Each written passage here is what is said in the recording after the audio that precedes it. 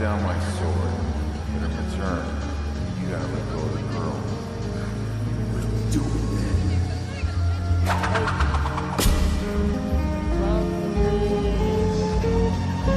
man. Set, go!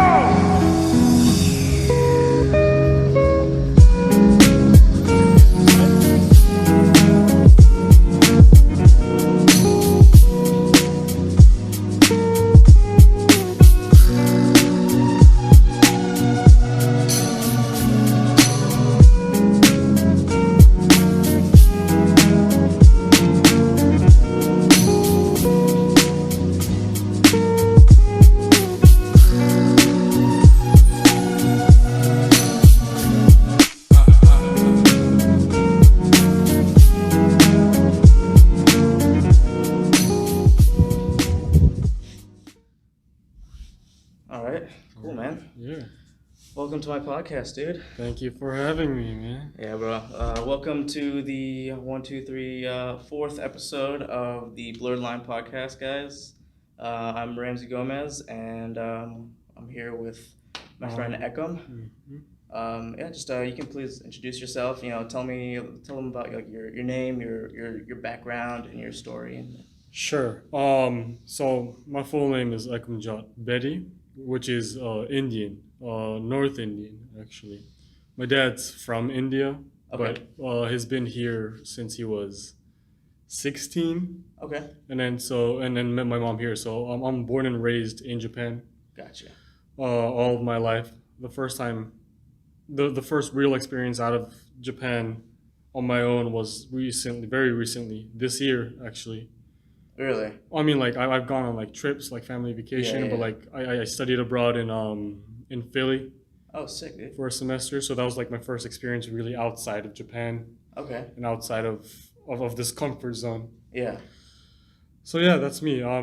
So I'm Indian Japanese, but since I've grown up here for so long, I identify a little bit more with my Japanese side and my Indian side. Gotcha. Yeah, nice, dude. Yeah, dude, it's my first time actually having a full-on conversation with you. Yeah, I know, right? Yeah. So, I mean, we've seen each other in the hallways for I've seen you since I came here maybe 2 years ago, or maybe a year and a half ago I started here. And and I was gone for a little bit, but but I remember seeing you in the hallways just because you kind of stand out compared to everybody else. But it's my actual first conversation with you. So, I know. Yeah, so man. So you mentioned that going outside of living inside of Philly was your first experience really living outside of America. So also Japan. Yeah. So what was your first language? That's a hard one, actually. My father speaks Hindi, Punjabi, which is a northern dialect, Indian dialect, and then Hindi, Punjabi, English, and Japanese fluent.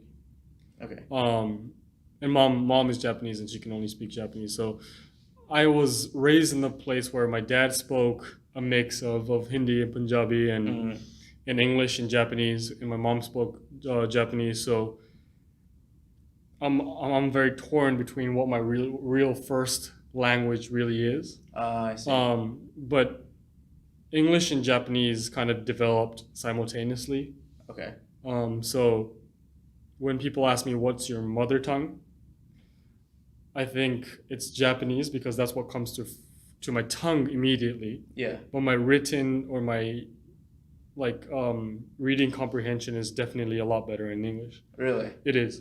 Because I've heard a lot of people tell me that reading in Japanese, it's if you know everything, if you were taught from school and you grew up reading kanji and all that, it's a lot easier to read faster in Japanese than it is in English. I think so. I think it has to do with the characters. The characters itself symbolizes something. Mm-hmm. Right. So instead of having to decipher a word per se, it's that symbol directly relates to something. I guess, which is the same thing, but it is. Japanese is also a shorter language, if that makes sense. Yeah. In the sense of one character can mean a word, right? Exactly. Yeah. So I think in that sense, It's Yeah, easier, it is faster. but it's still easier for you to understand, like reading comprehension, to understand Oh, right. I in didn't talk about English. this. My education, my whole education, even in Japan, was in English. Really? So How's so that? from I went to an international school. Oh, okay, gotcha. Yeah. So from when I was 3, maybe, Okay. all the way till high school, graduating high school, I went to an international school. So all of my schooling was in English. Oh, okay. So I learned Japanese in the context of Japanese class Uh-huh. once every 2 days Oh, in okay. school. So for the most part, it was English then.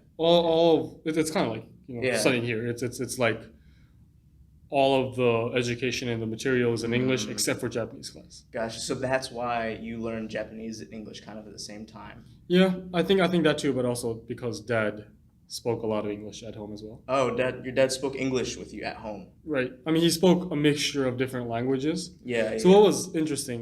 How many languages do you speak? I mean, I speak English, and then I'm not fluent, but I can speak French. Okay.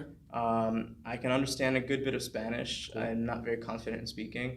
And I know a good bit of Japanese, but Okay. I'm definitely, there's a lot I don't understand. There's a lot I don't Right, know. right, you know? right, Like right. I'm able to communicate basic things to Right. people and understand basic things. So I think because I grew up in this place where all these different words from different languages flew at me, yeah. I couldn't differentiate between languages. Oh yeah. So my first real language was probably a mixture of all of them. Oh, So okay. a certain word would come from English and a certain word would come Yeah, from yeah. Japanese and Hindi and Punjabi. And so like it would be a mixture of all of these different things. Yeah. Until, they slowly correct you and say, look, this is one language, this is another language. So in that sense, my first language was probably a mixture of all of them. Whatever comes to my mind came out. Gotcha. And then that's still the case today really. in terms of Japanese and English. Oh, okay, got you. Yeah. Yeah, that's interesting, man. Yeah, so your dad, he spoke to you in mostly English. What is there a reason why he chose to speak to you in English and not Punjabi or Hindi mostly? Because he knew you're already going to international school, so Right. I think for that reason, he spoke to me in English to begin with when I was younger. okay. And then as I grew up, obviously, if you go to school Yeah. where everything is taught, in English, your English becomes stronger. Yeah. And so that becomes your main communication tool. Gotcha. And then so because I talk to my dad in English, it comes back in English. Okay. Yeah, that makes sense. Yeah, Yeah, cool, man. So you said you've visited India before. I have. How long? What's the longest you've stayed there? 3 months? 3 months. 3 months, maybe 2.5, something Yeah. like that. How's that experience for you? It's different, man. Really? So, being born and raised in Japan, that's one culture. Yeah. And I feel like Japanese culture, to sum it up, is very strict, very full of rules. Yeah, for sure. I feel like India as a whole is quite the opposite. It's a big mess in the best way. Yeah. It's very chaotic, but also there is a certain rule and a certain way of things. The way that things happen has a systematic approach to it, even amongst the chaos. Oh, okay. Right? Everybody is fighting for themselves, and I think that's very different from Japan, where everybody is amongst the many. If that makes sense, you know what I mean? Everybody's trying to fit in Japan, whereas in India you have to try to stand out so that everybody notices you, or you got to rip that person off. Not rip them off, but you know what I'm trying to say. It's you have to fight for yourself in order to thrive. So that's what's different, right? Yeah. And so being thrown out there and say go live that life was a big shock. But you were just visiting family there. You didn't have a job or anything. No. You were there. You didn't go by yourself and travel. You were with your family. Yeah. So the first time, I mean, I would go from maybe age, one every year. We would go visit family in India and go see my cousins and my grandma and granddad. But when I was 11, 12, my dad was like, go on your own. Oh, cool. So he When sent you were 11 or 12, you went on your own. Yeah. So he put me on a plane, What? and but when you're 12, you get all these people helping you, all the assistance. So it wasn't very hard. I mean, you get on the plane. There's a person that brings you to your seat. There's a person that like when you land. There's a person that like comes to your seat, gets you, and like make sure that you're there to designated area, right? But yeah, so I'm alone with my grandma and grandpa in India. Yeah, sorry, go ahead. I'm trying to figure out the culture almost. Trying to fit in from a place where like fitting in is so necessary, like Japan. Just trying to fit into a place where there is no concrete structure. Yeah, absolutely. That was very difficult, but also I feel like I learned a lot. Yeah, sure. You Especially grow so young. Yeah. You grow. Yeah. You see how how different people are, and how the different ways of thinking people have. Yeah, absolutely. Yeah. Nice, dude. So do you think that because you're mixed, that you're half Japanese, do you feel like your experience was a lot different than someone who's full Indian over there? Do they look at you different, or do they treat you any different? Yes and no, but it's not because I'm Japanese. It's my lack of language skills almost. Gotcha. So my parents, my grandparents, my whole Indian side of the family is Sikh. And that's the religion that we follow. So we grow our beards, we don't cut our hair. We should, and I should too, but wear a turban. Yeah. And so I have the whole look, in India. I have the whole attire down. Gotcha. So just based on looks, I look like I look like an Indian boy. Okay. Right. Northern India, closer to like Nepal and that area, is very the skin color of people is a little bit lighter. Oh, really? Right. I mean, because I mean, from the Himalayas and in that area, so that makes sense. It's almost like a lot of people assume that I'm a mixture of like right Central India and then Northern India. Yeah. Which is pretty accurate. So initially they don't like look at you. No, they don't. Oh, but okay. Because I'm not fluent. Yeah. And I definitely have an accent. And right now I can barely speak because I haven't practiced this in so long. Yeah. But like even when I was going every year, like it was I could like you're Japanese almost, like I can communicate the basics, I can understand the basics, but that was the extent of it. Yeah. So that was what created a barrier between them and me. Yeah. Yeah. Do you feel like you'll ever move over there one day, or do you feel like do you feel inspired to want to learn the language because you felt so much difficulty going over there? I mean, I definitely want to learn the language. Okay. Right. But it wasn't because I had so much difficulty. Yeah. It's because it's a part of me. For sure. And it's a part of me that I feel like I have to pass on to my kids. Absolutely. In the future, like if I can't speak it, then that part of me, that culture, that upbringing that I had dies with me. Mm-hmm. And so I have to have at least a basic, if not a little bit more advanced level of understanding of the language in order to pass that part of me on, right? Because that culture and me going to India and experiencing that at such a young age definitely shaped me. Gotcha. Right, to be the person that I am today. Absolutely. So that's something that I think I have to pass on. For sure. And then for that reason, I think I will learn the language. So what's the name of the city that your dad is from? My dad's from the capital, so New Delhi. Oh, he's from New Delhi. But my grandparents are from the state of Punjab, which is where all the Sikhs are. Okay. But so that's where you go visit all the time. I go to New Delhi. Oh, you go to New Delhi. Because my grandparents are located there now. Oh, okay, gotcha. Long story short, in India partition 1946, 47. Pakistan and India break up. What was previously India is no longer India, so they all have to move out, and they came to Delhi. So That's why my grandparents are in New Delhi. Okay. And then Yeah. I think that's what I'm told. Yeah. Well, I mean, that would make I sense. mean, yeah, that would make sense. Yeah. And then Yeah. but my dad didn't really grow up in New Delhi. Oh, okay. My dad's father, so my grandfather, worked for the embassy, so he moved around a lot, Okay. and that's how he landed in Japan. Actually. Oh, okay. So your dad landed in Japan because his dad had an embassy job here? Yeah. Ah, okay. So Gotcha.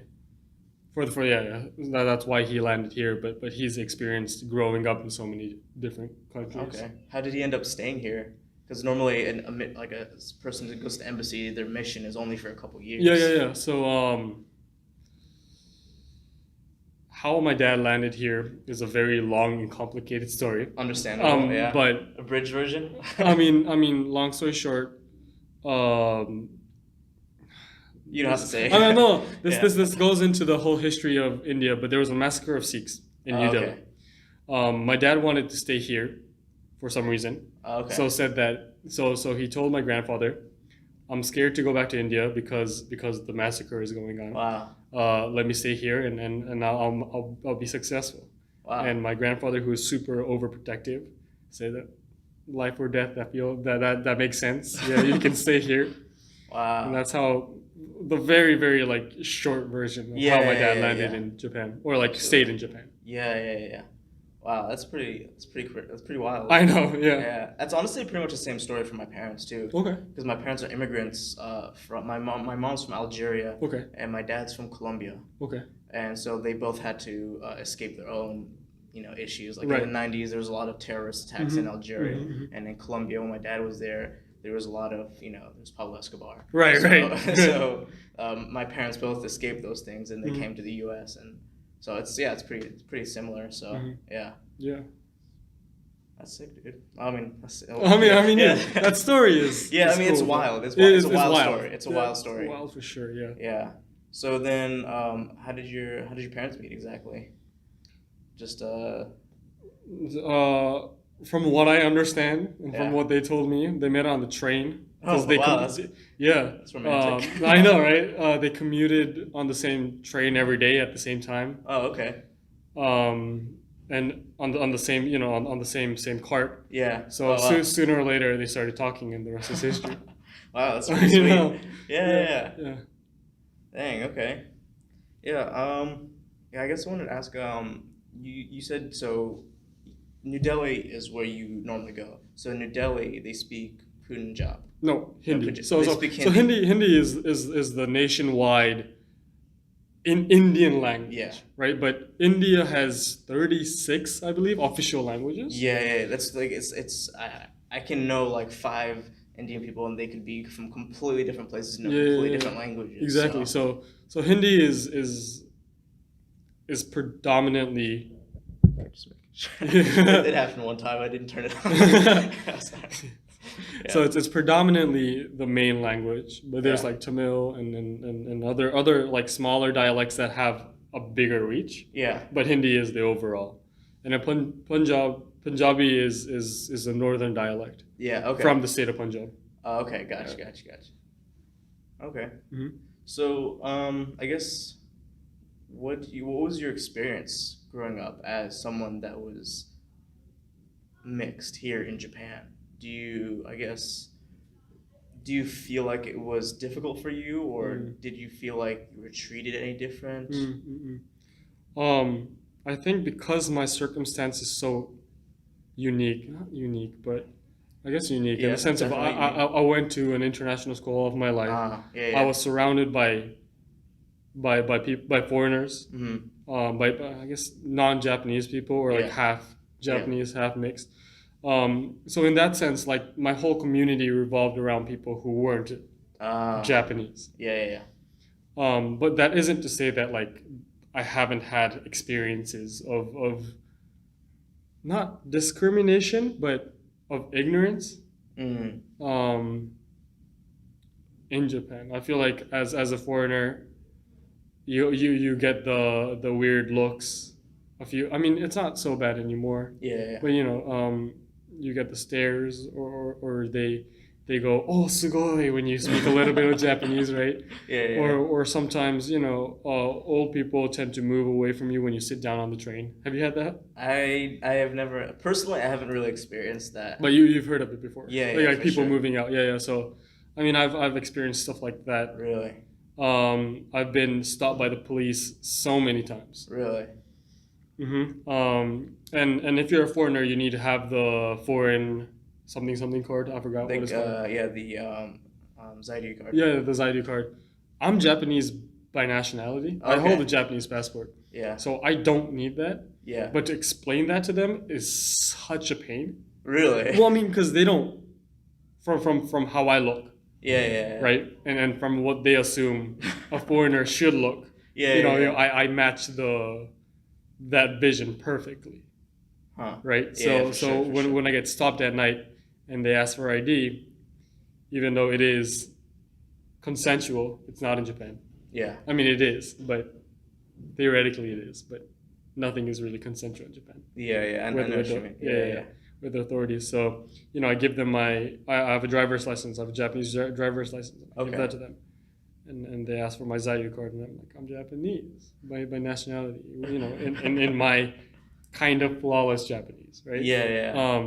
But they don't believe me, so. Well, really, do they keep you and like continue to ask you Yeah, questions? yeah. They do that, or like they search me up in the system. Wow, dude, that's wild. I know stuff like that That's happens. a lot. That's a bit much. That's excessive. I mean, this is Japan.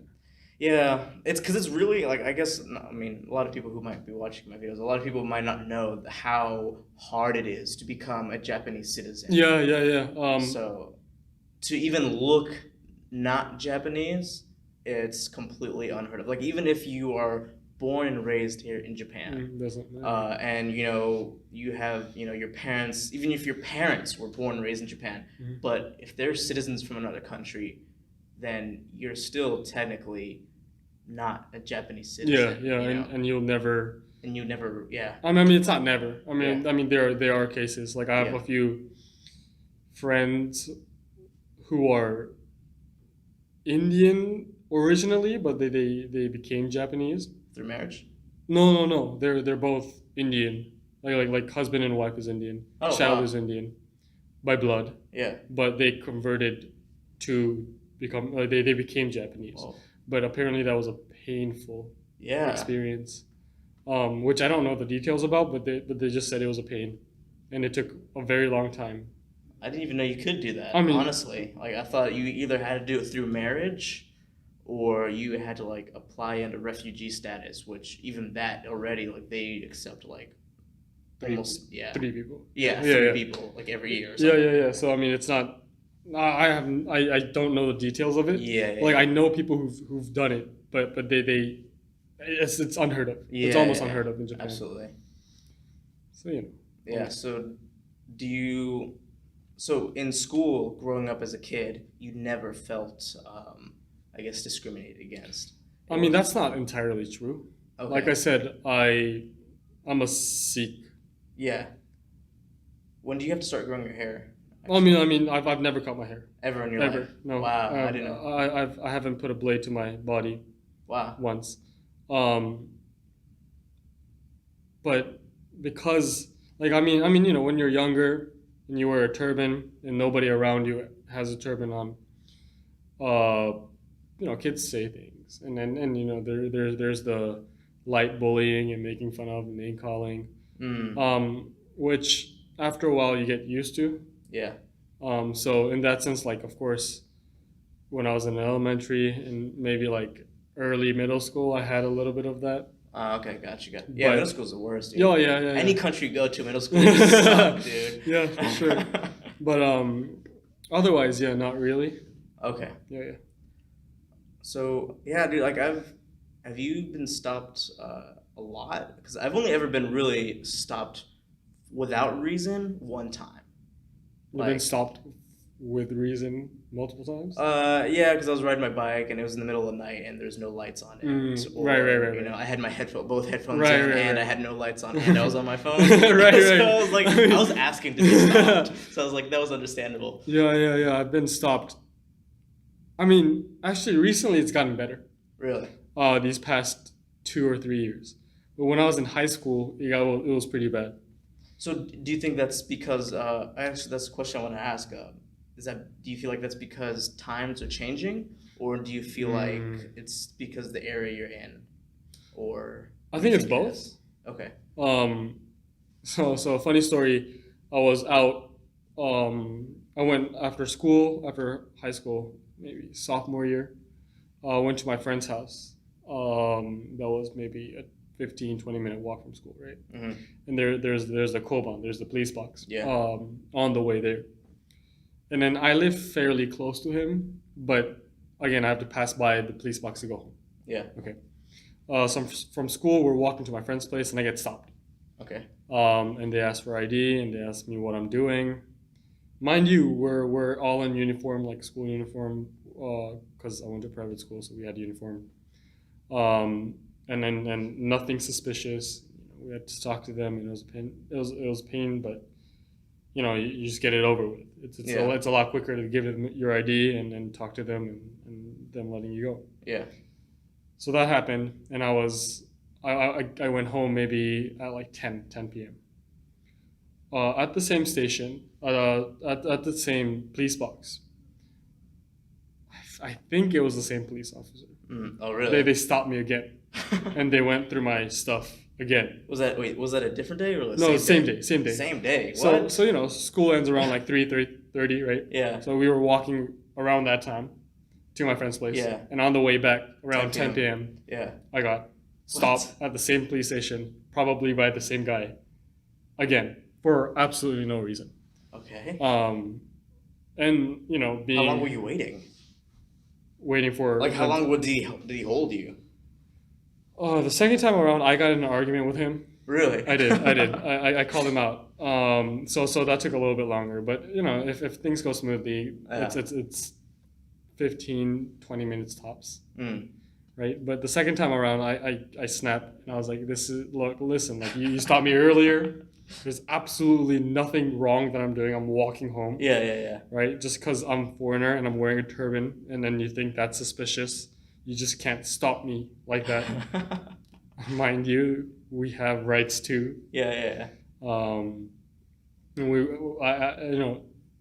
in a very, very harsh way in Japanese. Dang. Right. Please. Okay. Right. So Respect. but he was like, no, it's not that. There are people going around, foreigners going around doing this and that. Making all these excuses. I was like, I'd call him on his BS. Yeah. Look, I know what you're doing, and that's racist. You just need to stop. Yeah. There's nothing wrong I'm doing. I'm walking home. Yeah. Stop this, nonsense. And so I went off on him a little bit. Yeah. Yeah. Well, there you go. Respect, man. so I feel like Tell to him. I mean, I feel like there is a little bit of discrimination in that sense. Yeah. Right? I think especially with like Japanese police. And again, I said not so much now, but there is like an us versus them mentality almost. Like us, the Japanese versus the foreigners. Yeah. Because Japanese people really don't like outsiders. Yeah. And I think that's... Yeah, you think so? I think so. We're like... Yeah, they don't like change, I think. Like I said earlier, they're a very structured country, right? We are a very structured country. So I don't think they like anything that can or will disturb that. Do you feel like that's Japanese people, or do you think that's just, the man? Do you think that's just, the older people? Do you think that's do you think that's the government, or like is that how your everyday encounters are with most Japanese people? Or I mean, I get the are you like why do you know so much Japanese, right? Yeah. But I mean, I can understand that from my looks and speaking fluent Japanese. Obviously, there's a gap there. Yeah. So I understand why they would ask that. For sure. But the younger generation, I'm young myself, but like the younger generations are super cool, right? They really don't care. Yeah. It is the older generations, but the cops tend to be the older generation. True. Right. They tend to be a little bit older, usually male, and usually wants to assert dominance. Yeah. Right. Yeah. So for that reason, I think police encounters for foreigners in Japan is not very nice. But everyday encounters are cool. Yeah, yeah. Everybody's nice. Everybody likes For sure. foreigners. Yeah, for the most part. That's Yeah, good. for the most part. So, where were you raised in Tokyo? In Tokyo, In Tokyo. Okay, what area? like this area. Oh, really? Yeah. So this is like very close to where I was brought up. Oh, sick. Yeah. Okay. Yeah, and the previous campus was in Azabu so Right. like that area is already like there's a lot of foreigners. Right. You mentioned that you felt like it was like 2 or 3 years ago in which you stopped getting stopped as much. Yeah. Do you think it had to do with the area in Tokyo that you were because there's so many embassies around that specific area? I mean that too. I Yeah. think that definitely plays a role. Mhm. But I think after the Olympics were decided in Japan, they did a lot to try to kill that bias. Really? I think so. Okay. I think they were trying to make Japan a little because there was the Rugby World Cup this year, Yeah, for which sure. was decided I don't know how many years ago, Mhm. and then the Olympics next year was decided 8 years ago, something along Yeah. that. Right? It's two Yeah. Olympics ago. So like from then I think they were trying to make a more accommodating version of Tokyo. Okay. But like if you go down into like the countryside, that's a whole different story now, Okay. I feel. What's your experience going to the countryside? I mean, people are a lot of times when you go to the countryside, it's to those like touristy areas, Yeah. right? But I have experience, interacting with like the super locals, and they question why you're there almost. Aggressively or just kind of like Sometimes Implicitly. aggressively, sometimes not. Huh. And not, it's never physical, but Yeah. but it's like almost like they're trying to protect their area almost. is how I took it. That's odd. I mean they were very very old. Yeah. I don't know. It just makes me think because there's so many people that are moving away from the rural areas. Mhm. So there's so much space and open area Yeah. outside of the big cities like Tokyo and, Yeah. and Kyoto and all that. So it makes me wonder if there's so much space, then why would they be fighting for, or why would they be so controlling of? Well, I think it's the whole thing of not wanting to change, right? Mm. Or especially with the older generation, they don't have much interaction with foreigners. Yeah. Because I feel like it is very recent that like foreigners started pouring into Japan. For sure. Especially in Tokyo was always pretty Closed off. No, not closed off. Tokyo always had a little bit of foreigners here and there. Yeah. Right. But I feel like it is these past few years that like those universities in the countryside started accepting study abroad students. Yeah. And this and that. So I think they're finally starting to open their doors. Okay. And so they really don't have experience with Yeah. how to like interact with foreigners, even though we're all human. Yeah, that's interesting though, because it makes me think. Because I told you I had Tiffany on my podcast in my first episode, and her experience was very opposite of yours. Okay. Yeah, so like and I was pretty surprised too because I had never heard that side of I guess foreigners' experience, which she's not really technically, but yeah, she born and raised in Japan, but she's from Ibaraki Prefecture. Right. But she said she never really thought of herself as a foreigner. Japanese was her first language, but everyone around her was Japanese, and everyone treated her like she was that, and no one treated her, and she never felt any sort of discrimination or racism until she went to America. Okay. So I think that's I don't know and Ibaraki is not the city. It's like No, it's not. It is rural. Yeah, it's pretty rural. So yeah, it's just interesting like how individual experiences can be. Maybe I don't know with Tiff's case, but Yeah. If Tiff was the only one who was a foreigner in that specific school or in that district, then people wouldn't, I feel like, discriminate towards her. Yeah. Does that make sense? Yeah, I mean, she had her brother and her parents, but I think I think that was just that family, right? Yeah. It was So just that family. I think it's harder to just like nail on one person Yeah. rather than a group of people. Okay, yeah, that makes sense. So I think if you start singling somebody out, it's a lot easier to call that out Yeah. than to call somebody who's calling out a whole group. I feel. True. You know what I mean? That makes sense. Yeah, Actually. yeah. Yeah. So I think for that reason, Yeah. her experience was a lot better. Huh. Yeah. I didn't really think about it like that. That's true. What was your experience in America? Like, what did you feel like when you first went there? I guess because Man, so like, I thought I knew what diversity was. Growing up in an international school, so like international school is very interesting because all of the kids whose parents work for the embassy come to the international schools. I don't know, all these foreigners just pile up and make this international school. Yeah. And when I entered, there was a restriction on the percentage of Japanese people that can enter. Into Temple? No, into my elementary school. Oh, your elementary school. Right. Oh, okay, To my international school. Sorry. Yeah. But I mean, now that's removed and everything. Gotcha. But there was. So I grew up with a lot of races, a lot of people from different countries, and this and that. But I didn't realize that wasn't really diverse until I got to the States. Really? I think what I also realized was that there is a sense of again us versus them almost, in the sense of like the Asians are going to stick together with the Asians.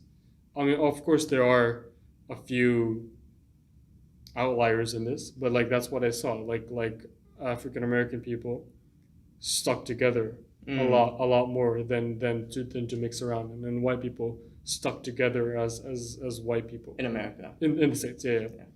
And that was very surprising to me. Why was that so surprising for you? You always hear that the States is the melting pot of the world, right? So when you're told that, and when you read that in books and in textbooks, and you hear that on whatever you watch about the States, you imagine everybody interacting with everybody on the same level. Yeah. But I feel like that wasn't really the case. Oh. And I think a lot of my friends there initially were white, and I wasn't there for very long. I was there for half a year. Yeah. But there was definitely a distance and this thing of like we didn't grow up the same almost. That I realized, in our interactions, and then as time went on, I made great friends there. But when I realized who my great friends were, they were mostly Asians. So without realizing it, I reverted to the things that I knew. And so like I became part of that Wow. almost clique, like race clique type thing. Yeah. Which was like now that I'm talking about it, I'm realizing it as well. Huh. That's interesting. Yeah. So. Yeah. Wow. So was this clique of Asians, was it specifically Japanese? No, it wasn't. Or like Indians or? It was all types of Asians. Really? So Asians as a general stuck together. Yeah. But within that clique of Asians, there were the group of Indians, and then the group of Vietnamese people, and Filipinos. Is that something that you realized while you were there or afterwards? I think while I was there, I did realize it a little bit, but it wasn't something that I like put too much focus on. Because it wasn't like my friend group was dominantly Asian, but it wasn't just Asian, right? Like I had a few friends. Exactly. Yeah. Right. So like when I was there, I was thinking about it, and then I realized that, but also looking back, like even that sense of like the clique is even more real, or like even more like present. Yeah. Interesting. Yeah, I guess growing up in America, because I'm half Hispanic and I'm half Arab. Right. Right. And and I could personally, and you know, I've gone through my whole life like this. I'm always racially ambiguous. You know, Right. I can pass for anybody. People reflect themselves onto me. Right. You know? Yeah. Like if they're black, you know, they think I'm half black. Mm. If they're Indian, you know, people might like I've gotten like oh you look like my niece. Right. You know, or Right. I'm sorry, my niece, my nephew. Right. You know, I've even here in Japan, people say like I could be passed for half Japanese. Right. So it's like you know whatever they you know or his you know Mexican or Arab, which you know whatever. So I never really felt like I had that click to go to, like to flow towards. Mm-hmm. I hung out with like a lot of Hispanic people in my neighborhood, Mm-hmm. but I had a bunch of different friends, so I never really had like one solid. And even those, yeah, it was even those that group was like mixed. So, but I was always, I guess I never really thought too much about my friend group. Right. But I did notice as I got older that in America, in my school, there's so many people that like just hung out with the Asians, Right. just hang out with black people, or the preps only hang out with mostly white people. Right. You know, of course they'll have maybe like a black person in that white group, or like a white person in this black, you know, or like. Or whatever, you know, and for us it was like we had one white person in our you know brown group. I guess, you know? It was like Mexicans, black people, and I don't know The rest, you know? etc. But and we didn't really have any. I don't think we really had any Asian people in our group either. But yeah, so it's kind of interesting to kind of see really think about that. And I think also because it was a university, like I wasn't working. Yeah. Or I wasn't in, in society. I was in a college, well, in a university, mostly in the campus, living life there, right? So maybe that's why it was so present. Yeah. Whereas the outside, maybe not so much. Yeah, I think it's different as you get older. Yeah. Because it becomes less about identifying with your looks and your background and your ethnicity, and it becomes more about identifying with your job or your occupation or your hobbies. So I feel like as I got older, I think my friend group started diversifying more. Oh, for sure. So let me check some real quick. I just want to see how far my battery is along. That's cool. I don't know how much that is. 21%? Yeah. Okay. Not bad. No. Not bad. What's interesting is in my international school here, the friend groups were really diverse. Like my best friend. And so sorry. In my high school, or Okay. where I grew up in Japan. Yeah.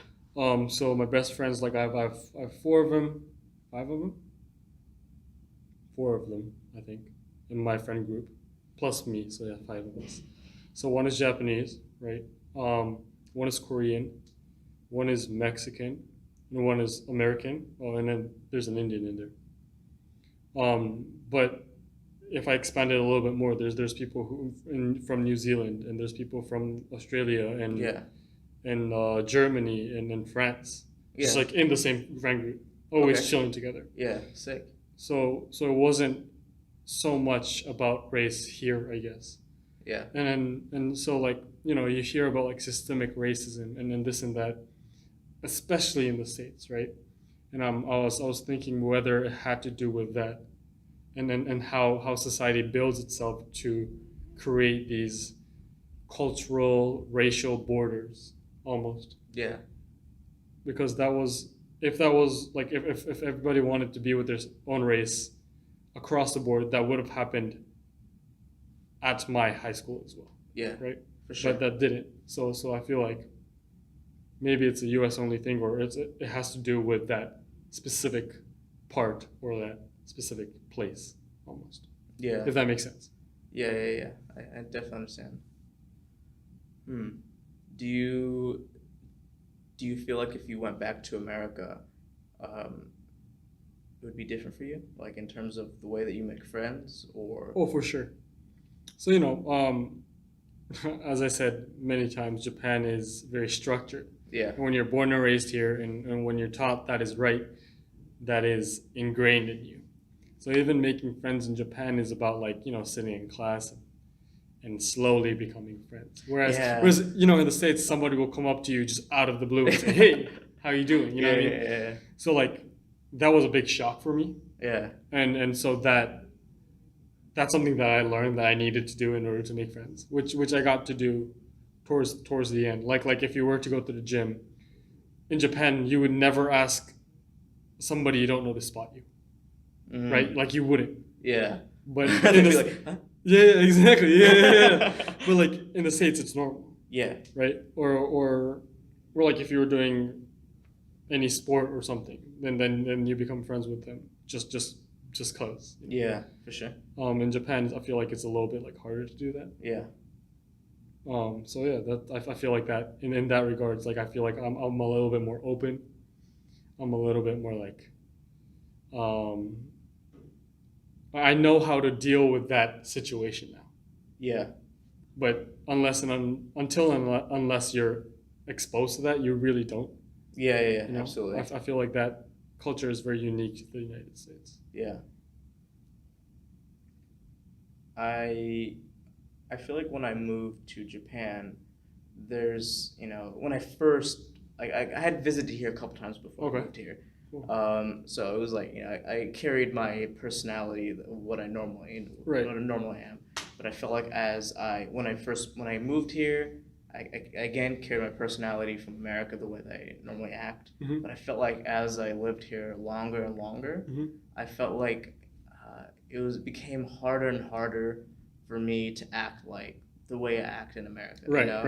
It's like I feel like as I've been here longer, I feel less inclined to be so open and jump and be like, "Hajimemashite, oroha, Ramji desu," like introduce myself. But now I feel like whenever I see somebody new, I'm like, I don't know. Yeah, no, for sure. So do you feel like, I guess like I just don't personally, I don't feel like 100% myself over here. Right. Like I enjoy Japan and Tokyo, and I have a lot of fun here. But I feel like the longer and longer I stay here, I become less and less.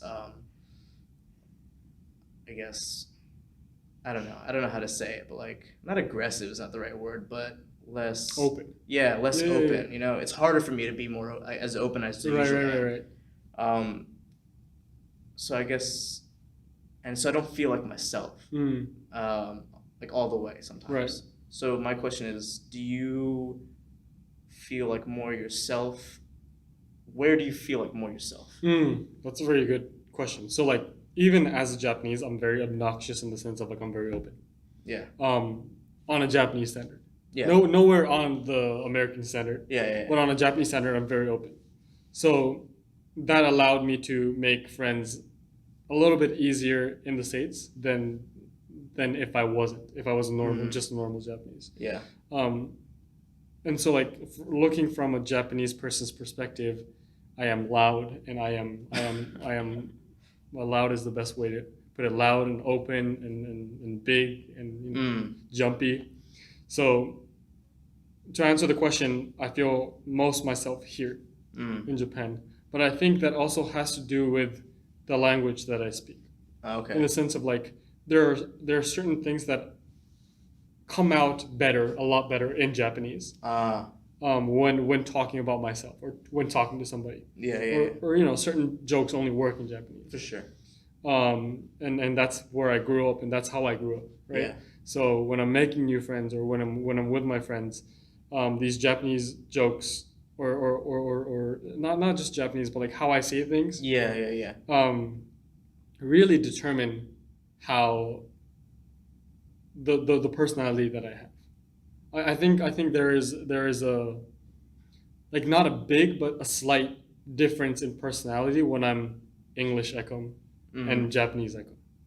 Okay, I see. And then I think I am more myself when I'm Japanese Ekam. If that makes sense. Yeah. So you feel more yourself when you're Japanese. Ekam. Yeah. Interesting. But you know how you said that you don't feel like yourself, and like the longer you're here, you become more sensitive to to your surroundings almost, and then you're not as open, right? Yeah, yeah. All of my best friends from high school, so they were born and raised in Japan, right? The politest kids. One of them is his name is DK, Korean dude, but he was born and raised in Japan, so he's super like Japanese, super like teine, you know, like super like calm. He went to university in the UK, and when he came back, he was so loud and so obnoxious in the train, right? So like in the train, nobody's talking, everybody's on their phone, Yeah, or like yeah. even if they're chatting, they're very quiet. Yeah, No, yeah. no, that friend was just like not yelling, but was so loud, and it wasn't, it was everybody was looking at him weird. Yeah, yeah, yeah. And but he grew up in Japan. Yeah, yeah, yeah. He went to study in university for 6 months, came back, and that's how he was. So like I feel like I understand how that would work in reverse for you as well. Yeah, yeah, yeah. I guess I feel like a more diluted version of myself sometimes. Right, okay, yeah. I mean, don't get me wrong. I think being here, moving here, I've learned more about myself. Right. I feel like I've matured a lot Right. more in terms of my understanding of Right. people. And like you said, I feel like I'm a lot more sensitive to certain Right, things. right. So I think I'm glad I've come here because I've learned how to do that. Right. But at the same time, I feel because I feel like I'm a pretty like sensitive person is not the right word, like right to say, but like kind of I guess yeah, like I'm sensitive to what like understanding people, right? Okay. But sometimes like I feel like I'm not like when I go back home and I hang out with like my other friends, they're a lot more like aggressive in the way they talk, and they kind of push forward more, and I feel like I've become like almost like a different not a different person, but like a more louder version of myself, right? And so I don't know. It just kind of depends on who I'm hanging out with. Exactly. Yeah. And sometimes I like one version, but sometimes I like the other version. Right. of myself, Yeah. No, for sure. I don't feel like I'm being disingenuous. Right. But yeah, it's definitely interesting. Do you think you'll ever go back to America again, or ever live there? Maybe. Really? I don't know. Yeah. Yeah. I like Asia and I like Japan. But I think getting a job here might be a pain just because of the way I look. And Really? well, I mean, I want to go into the banking industry, Oh, dude. right? So I mean, yeah. Yeah. Dang, dude, you chose the wrong. I know. So what's your major? International business and economics, double major. Oh, okay. I guess I assumed you were IA, International Affairs. Yeah. Just because you said your dad was worked for or your grandfather yeah. worked for the embassy. So what does your dad do? He makes. He's a creative consultant, Okay. whatever that means. Yeah. Yeah. I guess he consults Creatively. creatively. Yeah. So he does creative stuff. Yeah. What about your mom? Mom doesn't work. Okay. She stay at home. That's cool. Yeah. Yeah. Yeah, I guess I got a couple questions that I have like prepared. Shoot. So I guess the first one is it's a short question, but you can answer however you like, short or long. Okay. How do you identify yourself? I identify as a multicultural Indian-Japanese man. As an Indian Japanese, not a Japanese Indian. I think my Indian is in my looks, is in my name, is in these smaller parts of me. Yeah. Whereas the Japanese is embedded in me because I grew up here. Right? Yeah. But when you call my name Ekam, Yeah. or when you look at me, the first thing you realize is this non-Japanese side of me. And that's why I'm always Indian-Japanese, not Japanese Indian. Interesting. So, okay. So, but you feel on the inside of you, you feel like a Japanese person. Well, I mean, I grew up here, right? I was Yeah, born yeah, and raised for here, sure. so I am a lot closer to that side of my, of my roots, I guess. But I mean, Cool. yeah. Side question: do you feel like your identity ever changes depending on where you go? Oh, How you feel about For yourself? sure, dude. For sure. So there was a stage in my life where I was really religious, Okay. and so my nationality or the countries didn't matter. I was a Sikh man. Yeah. That was it. Oh, interesting. And then somehow that faded, and then I'm back here. Mm. So is that the reason why you don't wear your turban anymore? The turban is a very long story, but very long story short, it's a pain to live with that, to wear that in Japan. Mm. With all the looks and all the ways people treat you almost. Um, so I took it off, and I'm okay with it. Do you think you'll ever put it back on again? Yeah, for sure. I mean, if living in Japan, do you think you would? Oh, that's a hard question, man. Yeah. I don't know. I Yeah. really don't know. Fair. Yeah. Fair. Yeah. Maybe if I get really religious, or maybe one day if I have kids. Maybe. Yeah. Because that is definitely a part of me that I don't want to lose. And for that reason, I haven't cut my hair. I haven't shaved my beard. If I really wanted to cut ties with that side of me, I would have done all of that. For sure. Right. It's a big step. Right. That makes life so much easier for me, especially wanting to go into banking. Yeah. Especially living in Tokyo as a half Indian, half Japanese. Like having a clean shaven face, short hair is a lot easier than having long hair, full beard. Yeah. Yeah. Huh. I guess I understand what you mean because I'm Muslim. Okay. And in my core, Right. if that's what I am, you know. Right. If somebody asks me, "What are you?" immediately I'm just like, "Oh, I'm American." You Right. know? Right. But if someone really asks me like, "How do I identify myself?" I say I'm Muslim. You know, that's just the way I feel on the inside. Right. You know. Right. And there, like you said, like for you too, there was a time in my life where I was praying 5 times a day, Right, and all that right. kind of stuff. And Do you know? I don't know. I still fast every year. I Okay. don't drink. I'm not perfect. I don't. I'm not, Right. I mean, But I like to hope that one day, like you, yeah.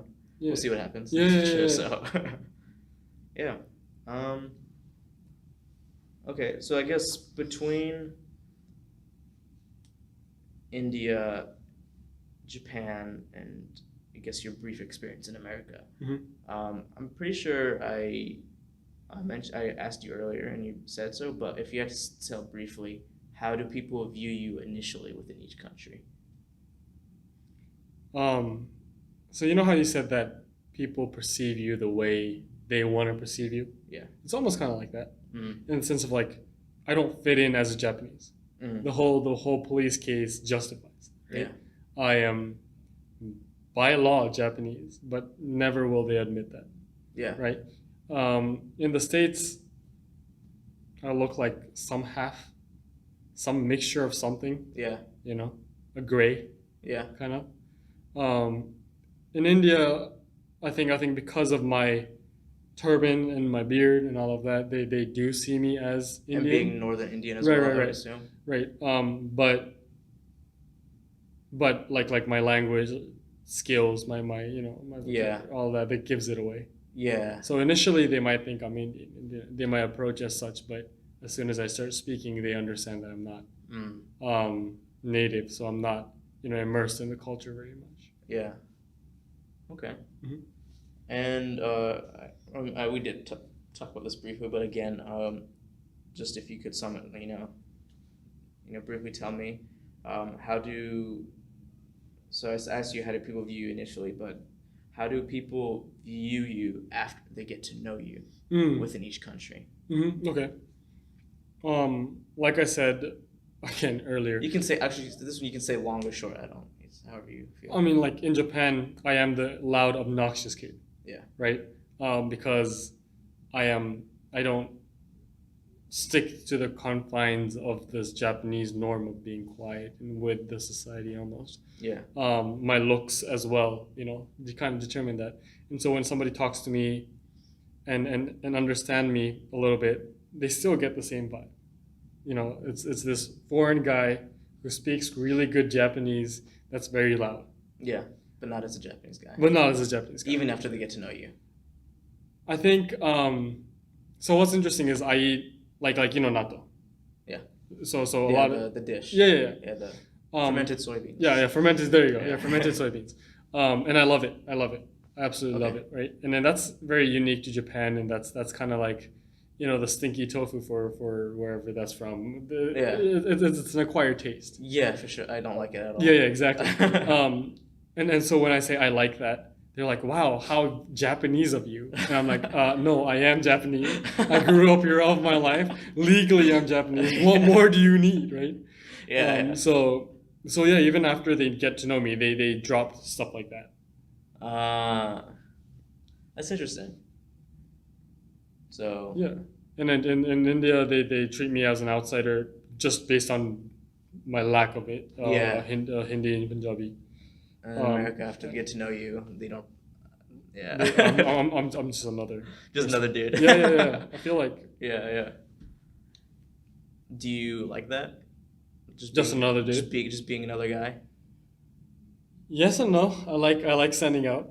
Really? Yeah. I do. So I guess maybe that's the charm of being in Japan. Yeah, for sure. Yeah. It has its pros and cons, but I like to stick out. So like just being another pawn, right? Just being another guy is kind of boring. Yeah. You don't mind being that nail that sticks out. Yeah, for sure. Yeah. Nobody's gonna hammer you down. Even if they do, I'll come right back up. Yeah. There you go. So Nice, dude. Yeah. Okay. Yeah, I guess you kind of just said, it kind of just answered my question in terms of Japan, but you can answer this however you like. How do you take advantage of that perception by others? How do you take advantage of other people's perception of you? So I think it's a big advantage that I look different from everybody else. Yeah. So I did an internship when I was 16, and I started working when I was 17. Internship for what? For Japan's second biggest advertising firm. Wow, sick. And then I started working from when I was 17 all the way up till now, right, in different industries. But because I look so different, right, because I act so different, that's my competitive advantage. I look different, I speak different, so people immediately can identify me. Yeah. And they'll memorize me, and they'll know who I am immediately, and for the better, for the worse, right? So if I do something really good, it's immediately registered in their mind. Yeah. But vice versa, if I screw up, then that's also on their mind. Yeah. Because I stick out like a sore thumb. Oh, quick question actually. When you get things right, people don't think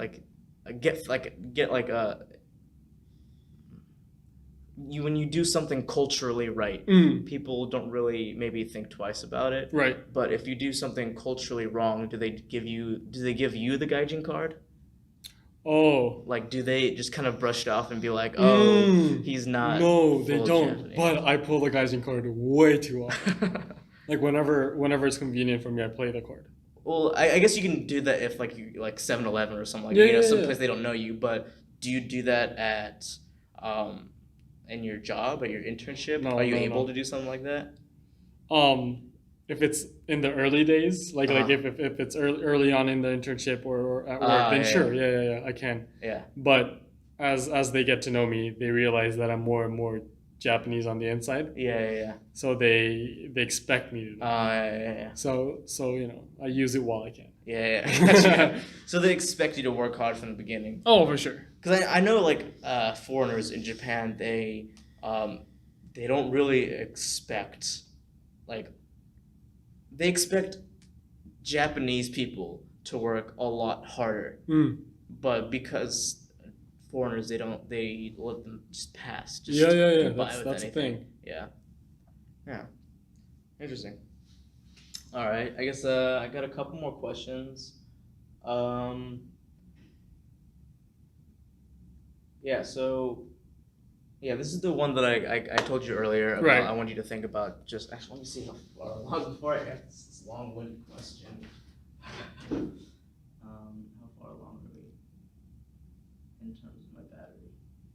All right, I've got 9%, so that means I have 4% before my camera shuts off. Okay. So let's make it quick. Yeah. So can you tell a short story that has impacted you in a way that affects your everyday life Okay. and how you think and carry yourself? Sure. It was when I was getting my first. It wasn't even my first. A part-time job, right? And I feel like every high schooler goes through that process of trying to apply for a summer job or for any part-time job, part-time opening, just earn a little cash on the side. And you go in and you apply online, and then they ask you for an interview. So you bring in the interview. You have a resume all handwritten in Japanese. You have to handwrite that. So you handwritten. You got your photo pasted and everything. And I was applying to work at a gym. Okay. Like a workout, personal fitness. Yeah. And the meeting goes very smoothly, and they ask me questions about whatever, about working out, about how active am I, this and that. And at the end they said, for sanitary reasons we will have to ask you to shave your beard. And that got me thinking, right? What part of my beard isn't sanitary, right? If we're talking about like food, maybe I understand, like even in the States, like people who have beards will need hair. Yeah. The beard doesn't get into food. But we're working at a personal fitness gym where people are sweating. Yeah, there's nothing to do with that, Yeah. right? And I said, no, this is religious. And they don't understand that. They were like, yeah, but this is company policy. And so that's when I realized, I talked about systemic racism in the States, but this systemic racism in Japan is so deeply rooted in the system that they can't see it's wrong, if that makes sense. Yeah. So like I would work at a chain restaurant. I applied for chain restaurants, working part-time, and they said you'll have to shave your beard or you can't have long hair. If I tie it up into a tight bun, there's no way that it's going to fall out. It won't, even though it looks like a mess today. If I gel it down and if I tie it up, it won't fall. There's things I can do to my beard so that it will never, fall. Well, not never, but I could decrease the likelihood. But they still, reject me. And then every single restaurant job. Well, I mean, no. I think these big chains will reject you. Yeah.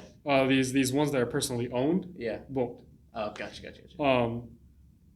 So long story short, that's something that's stuck by me. This deep rooted systemic racism that extends that's so far, like deeply rooted, that they don't understand it's wrong, right? Or they don't understand why me being upset, like they don't understand why I'm upset.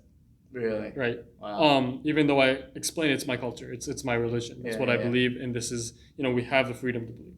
Yeah. They're like, yeah, but it's company culture. It's our company rules. Yeah. So that's more important than personal beliefs, and that's something that I've realized in Japan. I mean, even in the banking industry, you can't have a beard. You need to be clean, shaven. Your hair can't be long, right? It has to be black. Stuff like that. So that's something that, a short story, I guess, that's changed me. That's and I think that's why when I work part-time now, I look for places that really work on diversity, and that really put an emphasis on the importance of having a very mixed workforce. Wow.